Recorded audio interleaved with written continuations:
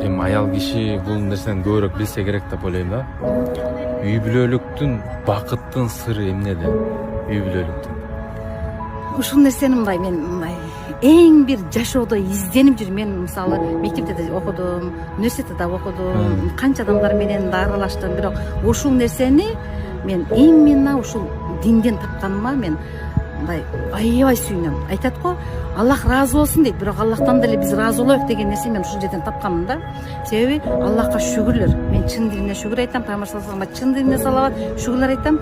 Себеби үй бүлөнүн бактылуулугуну чындыгында ислам берген. Себеби ислам менен үй бүлөдө эркек ордун табат, ата ордун табат, аял ордун табат, эне ордун табат, бала ордун табат, кыз ордун табат да. Кантип дегенде эркек үй бүлөдө башчы деди. Демек жоопкерчилик эркекте. Аял киши эркекке итаат кылат деди. Бул деген эмне десе, туура Пайгамбар саллаллаху алейхи ва саллям айтканда, аялыңар менен мындай келишкиле, бирок аларды камкордуңар кылат дейт. Аял менен келишип иш кылат, бирок аял жетектебейт үй бүлөнү. Аял итаат кылып, ошол эркектин мал мүлкүнүн, бала чакасын баарыга ушундай неме коргоп берет да. Балдар эмне кылат десе, балдар динди түшүндүргөндөн кийин ата энени ыраазы кылыштыктын мындай көйгөйдү болуп калат. Бүгүнкү жашоодо бала 18ге чыккандан кийин өзү билгенин кылып калды. Жок, дин андай немени койбойт да. Дин четко тартип эрежелерди коюп берген Аллах Таала биздин жашообузга, бактылуу жашаш үчүн.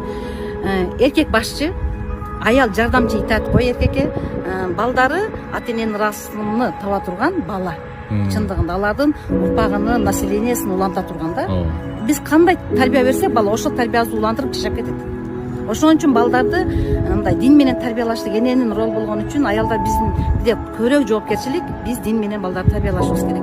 И ошону мен өзүм дагы мындай сезип келем. Үйдө атабыз действительно башчы, биз Аллага шүгүр колубуздан келишинче итаат кылабыз, канчалык илимибизге жараша, балдарыбызга колубуздан келишинче ушундай исламий тарбияны берип атабыз. Балдарыбыз эч качан эметпейт.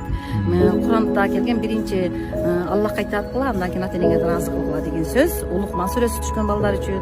Мындайча айтканда, дин жеткениге миңден бир Аллахка шүгүрлөр айтам. Дин менен үй бүлөбүз тартиптүү, уютно дегендей, ушундай бактылуу